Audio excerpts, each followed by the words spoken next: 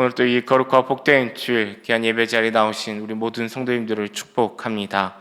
오늘 이 시간에도 우리에게 말씀하시고 우리의 힘과 능력이 되시는 주님 앞에 귀한 은혜를 누리는 이 자리가 되길 소망합니다. 오늘 본문 말씀의 배경을 보면 야곱은 형 에서로부터 장자권을 붉은 죽 한 그릇에 샀습니다. 이후에 야곱과 에서의 아버지인 이삭이 늙어서 눈이 어두워 잘 볼 수 없게 되었을 때에 이삭은 맏아들 에서를 부릅니다. 그리고 사냥을 해서 별미를 만들어 가져오면 자신이 죽기 전에 마지막으로 마음껏 축복하겠노라 약속합니다. 에서는 아버지 이삭의 말을 듣고 사냥을 하러 떠났습니다. 그런데 이삭이 에서에게 전한 이 말을 또 다른 누군가가 듣고 있었는데 바로 이삭의 아내인 리브가가 듣고 있었던 것입니다.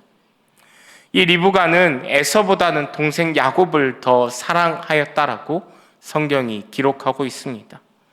그래서 야곱에게 어미인 자신이 별미를 대신 만들어 줄 테이니, 그리고 야곱을 에서처럼, 에서는 털이 많았기에 야곱은 또 털이 없었기에 에서처럼 꾸미고 아버지 이삭에게 들어가라라고 하는 것입니다. 야곱은 어머니 리브가의 말을 듣고 어머니가 만들어준 별미를 가지고 털을 손에 붙이고 아버지 이삭에게로 들어갑니다. 그렇게 야곱은 아버지 이삭을 속여서 형 에서가 받아야 할 축복마저도 가로채 버린 것입니다. 뒤늦게 사냥을 하고 돌아온 에서는 이삭에게 들어갔지만 이미 자신이 받아야 할 축복을 야곱이 가로챘다라는 것을 알고는 야곱을 죽이겠노라 마음먹게 됩니다. 그런데 리브가는 에서의 이런 마음까지도 눈치채고는 야곱을 도망가게 만듭니다. 외삼촌 라반의 집으로 보내고자 하였던 것이죠. 형 에서로부터 장자권을 산 야곱은 아버지 이삭을 속여서 에서가 받을 장자의 축복까지도 가로챘습니다.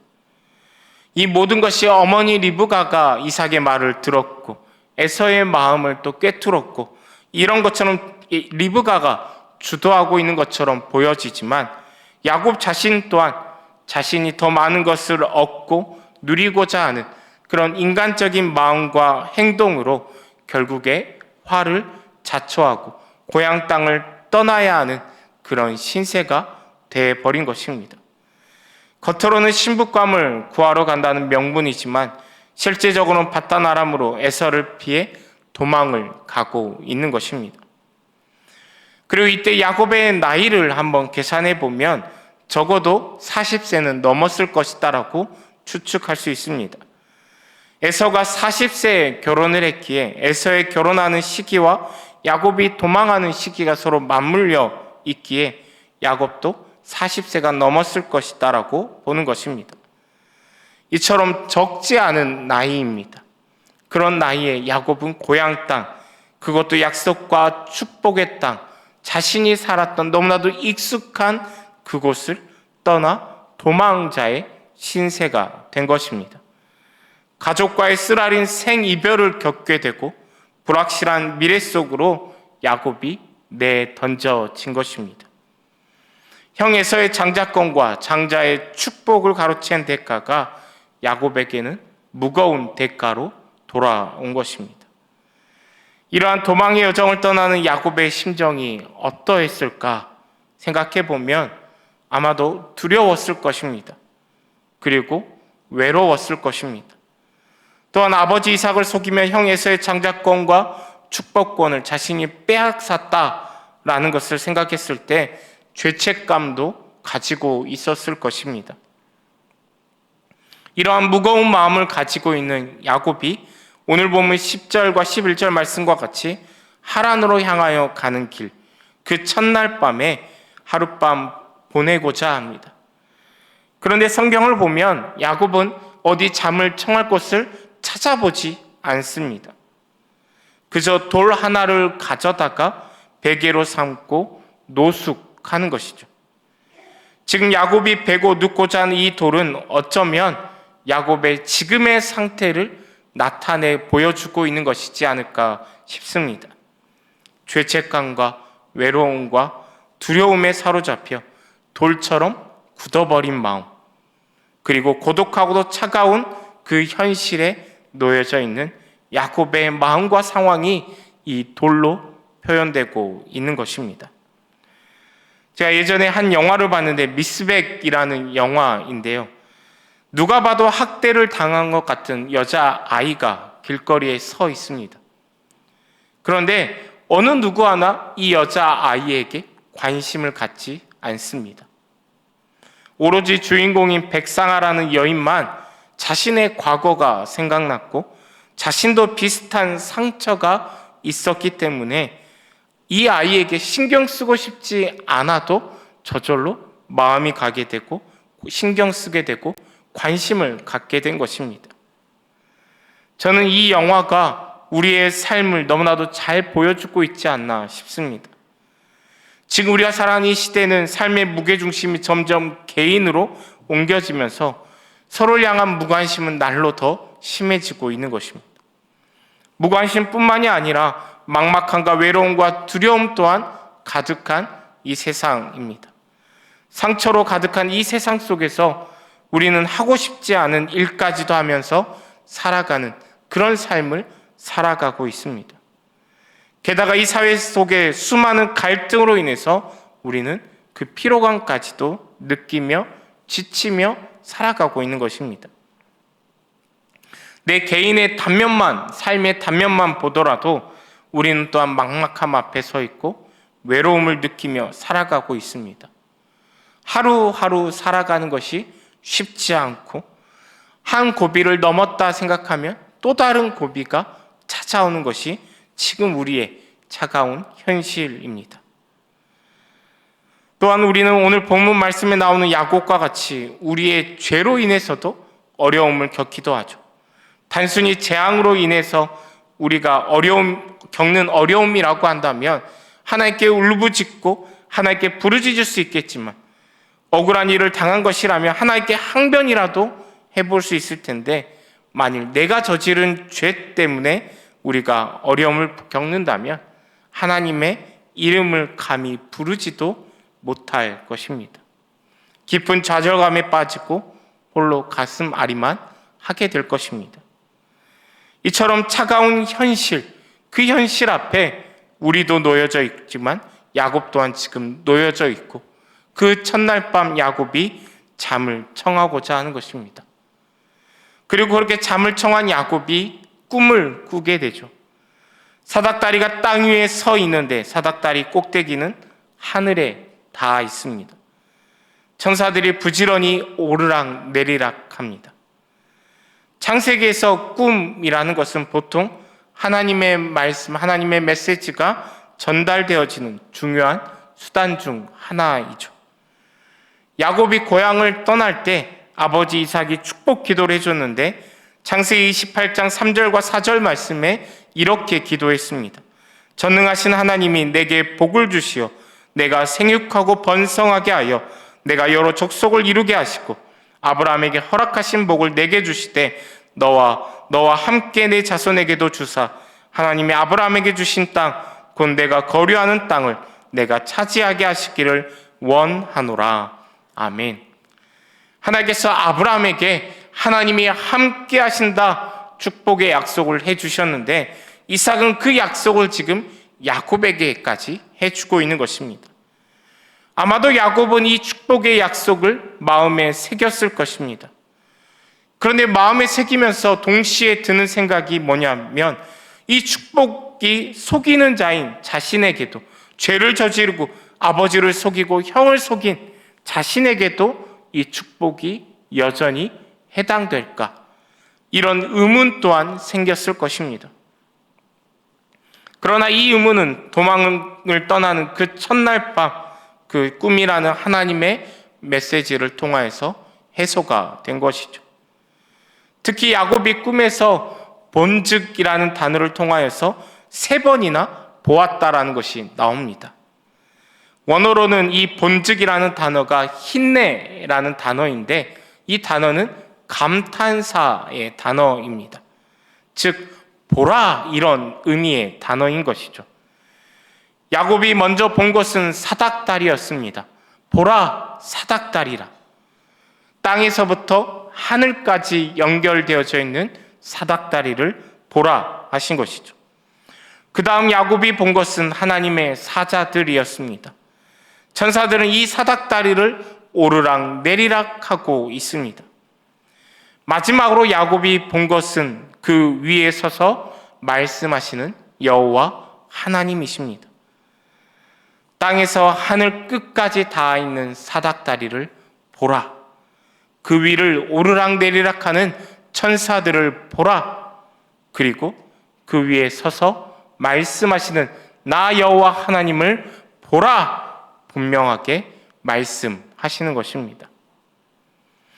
여호와 하나님께서 분명하게 야곱에게 보여주시는 것은 하늘에서부터 땅에 차가운 돌을 베고 누워있는 야곱에게까지 찾아오셨다라는 것, 보여주고 계신다라는 것을 나타내고 있는 것입니다. 솔직히 우리가 생각해 봤을 때 지금 야곱의 상황이라면 집을 떠나 도망자로서 나와 있는 상황, 차가운 길바닥에서 차가운 돌을 베고 누워있는 그 상황 속에서 잠을 청한다는 것이 쉬운 일이 아닐 것입니다. 누워서 아무리 잠을 청하고자 하더라도 잠이 오지 않을 것입니다. 게다가 두려움과 죄책감에 시달리고 있다면 야곱이 잠을 자더라도 어쩌면 악몽을 꾸는 것이 당연해 보입니다. 그러나 야곱은 이 차가운 현실을 마주하면서도 감탄하며 세 가지를 보게 된 것이죠. 이러한 꿈을 꾸게 하신 분도 하나님이시고, 꿈을 통하여 자기 자신을 나타내시고 보여주신 분도 하나님이시다라고 분명하게 야곱에게 말씀하고 있는 것입니다. 꿈을 통해서 여호와 하나님께서 차가운 현실 가운데 놓여져 있는 야곱을 마주하고 야곱에게 찾아오신 여호와 하나님이신 것입니다. 야곱에게 찾아오신 하나님께서 말씀하시는 것 또한 보면 참으로 은혜다 생각되어집니다. 아버지와 형을 속인 야곱, 그로 인해 위기에 처해서 도망가고자 하고 있는 야곱에게 하나님께서 찾아오신 것도 놀라운 은혜인데 하나님께서 은혜의 말씀까지도 들려주신다라는 것이죠. 친히 야곱과 이삭에게 하셨던 그 축복, 아브라함과 이삭에게 하셨던 그 축복의 약속을 야곱에게까지 다시 맺으시는 것입니다. 오늘 본문 창세기 28장 15절 말씀에 이렇게 말씀하십니다. 내가 너와 함께 있어 내가 어디로 가든지 너를 지키며 너를 이끌어 이 땅으로 돌아오게 할지라. 내가 내게 허락한 것을 다 이루기까지 너를 떠나지 아니하리라. 아멘.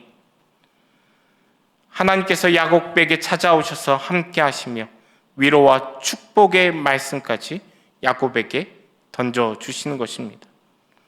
아버지 이삭의 그 축복 기도가 그대로 야곱에게 하나님을 통하여서 다시 한번 들려지는 것입니다. 이처럼 하나님께서는 우리가 어떻게 행동하고 생각하는지를 보십니다. 그러나 인과응보의 원리로 우리를 다루시지는 않습니다. 약속하신 대로 이 언약의 관점으로 늘 어디서나 우리와 함께 하시고 우리를 지키시고 우리를 이끌어 가시고 우리를 돌아오게 하시며 마침내 우리를 향한 하나님의 뜻을 이루어 가신 하나님이십니다. 꿈에서 깬 야곱이 두 가지 행동을 보여줍니다. 먼저 16절부터 19절까지 말씀에서 야곱이 스스로 고백합니다. 잠에서 깨자마자 여호와 하나님께서 바로 여기 계시다라는 것을 깨닫고 고백하죠.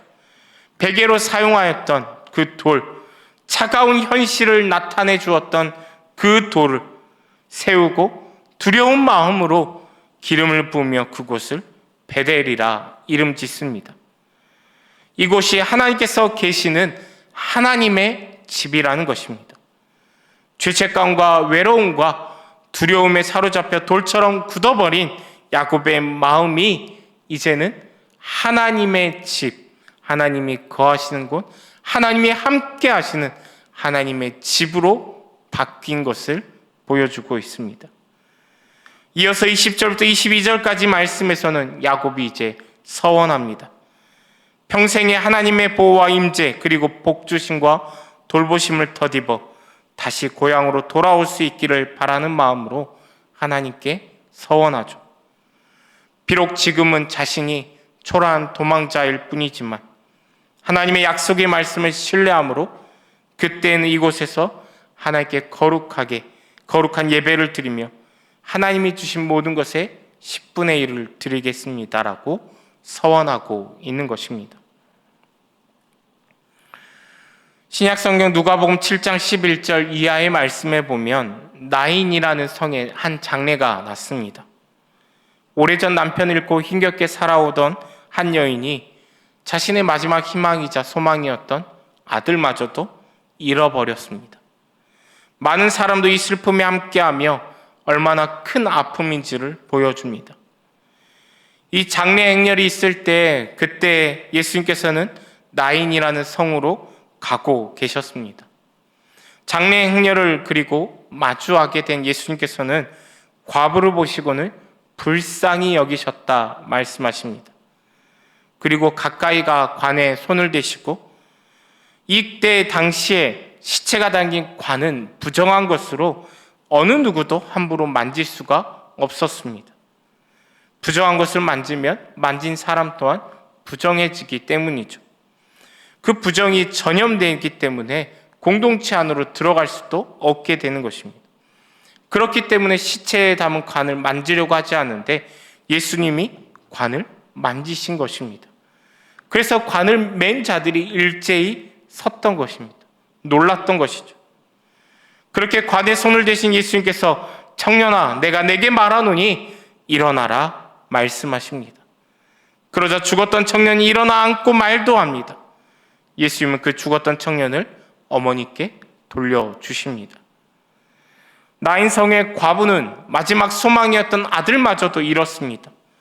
차갑고도 차가운 현실이 그녀 앞에 끊이지 않았던 것입니다.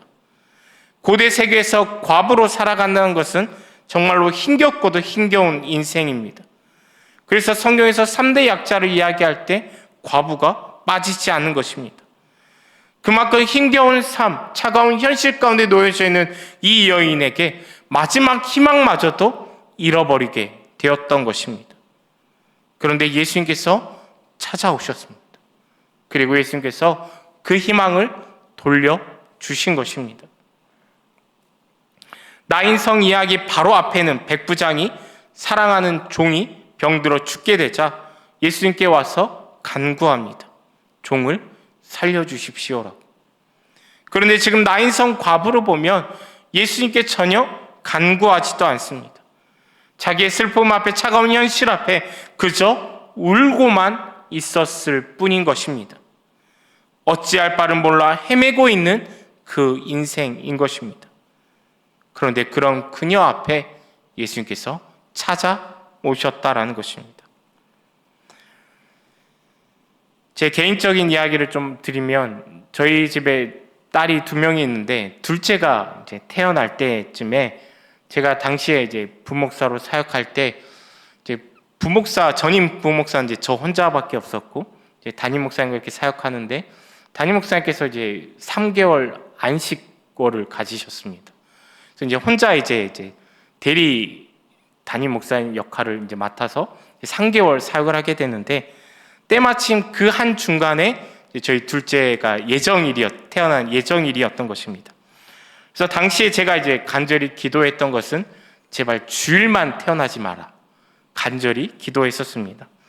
그런데 감사하게도 토요일 오후에 둘째가 태어났습니다.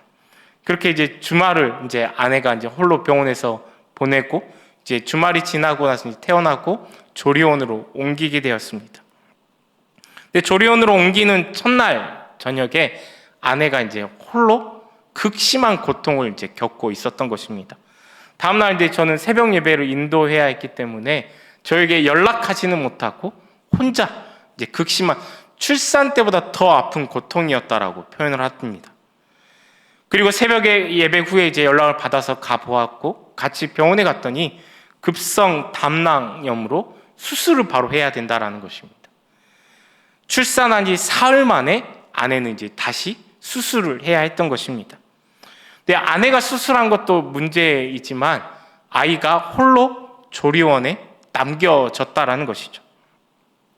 조리원에 있는 아이들, 이제 지금은 제가 어쩐지 잘 모르지만 당시에는 이제 청소를 해야 되거나 또 이제 분유를 먹어야 되는 때부터면 아이들이 다 엄마가 있는 방으로 가게 됩니다. 그런데 지금 엄마가 없기 때문에 청소를 하게 되면 아이가 따로 청소하지 않는 곳에 놓여지게 되는 것이죠. 그렇게 아이가 제가 한 번은 이제 가서 유리문으로 이제 보게 되는데 어두운 방에 혼자 놓여지고 이제 하시는 분들이 청소하고 이렇게 있는 것을 보게 된 것입니다. 그런데 그렇게 며칠을 지났는데 아이가 이제 분유를 먹으면 바로 분수토를 하는 것입니다. 그러지 않았는데 그 며칠, 하루 이틀 지나자마자 먹는 즉시 분수토를 하는 것이죠. 분유를 바꿔보고 모든 것을 바꿔보고 다 해보았지만 계속해서 분수토를 하는 것입니다. 그리고 엄마가 이제 퇴원해서 오자 분수토가 조금은 줄어들었습니다. 제가 이러한 것들을 보면서 차가운 현실, 차가운 바닥에 누인다는 것이 얼마나 힘든 일이며 그 삶 자체가 무너지는 시련이라는 것을 깨닫게 되었습니다. 홀로 남겨진다는 것, 의지할 것이 없다는 것, 차가운 바닥에 눕게 된다는 것, 얼마나 힘겨운 현실인지, 삶 자체가 무너지는 그 현실이라는 것입니다. 야곱도 그러한 차가운 현실 앞에 놓여져 있습니다. 비록 자신의 실수와 자신의 죄로 인함이지만 죄책감과 절망과 외로움에 차가운 현실을 메고 야곱이 누워 있었던 것입니다. 그런데 그런 야곱에게 하나님께서 찾아오셨습니다. 그가 간절히 기도했던 것도 아닙니다. 게다가 야곱이 잘한 일 또한 하나도 없습니다. 그러나 주님께서는 야곱에게 찾아오셨고 야곱을 축복해 주시며 희미하게 듣기만 하였던 하나님의 약속을 야곱에게 직접 들려주셨던 것입니다. 요한복음 1장 말씀에 보면 예수님께서 제자 나다나엘을 부르시면서 요한복음 1장 51절 말씀에서 이렇게 말씀하십니다. 또 이르시되 진실로 진실로 너희에게 이르노니 하늘이 열리고 하나님의 사자들이 인자 위에 오르락 내리락 하는 것을 보리라. 아멘. 이처럼 야곱이 본 사닥다리는 바로 예수 그리스도이십니다. 하나님께서 죄인에게 내려오시는 길, 그 길이 십자가에서 활짝 열린 것입니다. 주님께서 지금 차가운 현실에 놓여져 있는 우리에게도 이렇게 찾아오시고 축복하시고 약속의 말씀을 들려주시는 것입니다. 사랑하는 우리 모든 예배자 여러분, 우리 또한 차가운 현실을 베고 살아가고 있습니다. 지금은 그렇지 않을지라도 차가운 현실이 우리 앞에 놓일 때가 있습니다. 그것이 나의 죄로 인한 것이 될 수도 있고 나의 실수일 수도 있고 혹은 죄가 가득한 이 세상 가운데 어쩔 수 없는 차가운 현실이 우리 앞에 놓이기도 한 것입니다. 그러나 분명한 것은 그런 차가운 현실 가운데 우리의 노력이나 우리의 어떤 애씀이나 우리의 행함과 상관없이 여호와 하나님께서는 우리를 찾아오십니다.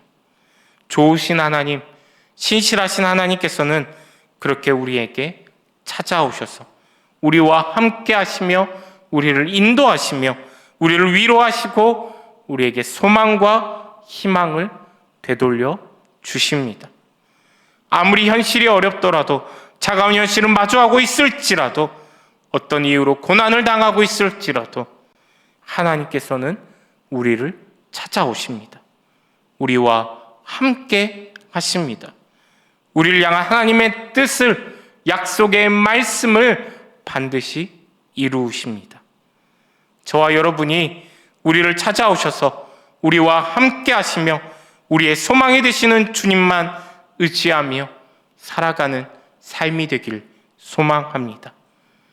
우리의 차가운 그 돌이 하나님의 집, 하나님이 함께 하시는 그 집으로 변화될 수 있기를, 그 삶을 살아내는 우리의 믿음의 삶이 다 될 수 있기를 소망합니다.